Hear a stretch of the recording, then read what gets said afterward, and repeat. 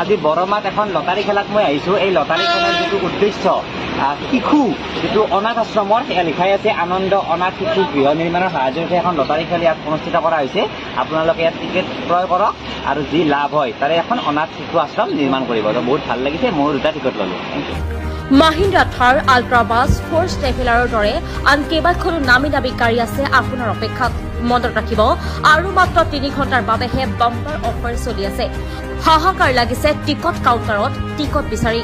পিছে আপুনি লৈ যাওক অনলাইন যোগে টিকট। 7টা টিকট লৈ যাওক মাত্ৰ 500 টকাত। 100 টকা আপোনাৰ বিফলে নাযায়। 100 টকা অনাথ শিশুসকলৰ এটা গৃহ নিৰ্মাণৰ সাহায্যে কল্যাণত আহিব। সময় থাকোঁতেই লৈ যাওক এই বাম্পাৰ অফাৰৰ সুযোগ। নলবাৰী আনন্দ অনাথ শিশু গৃহৰ নিৰ্মাণৰ সাহায্যাৰ্থে অহা 20 জুলাইত অনুষ্ঠিত হ'ব এই খেলখন। টিকট ক্ৰয় কৰিবলৈ যোগাযোগ কৰক স্ক্ৰীণত দিয়া নম্বৰত।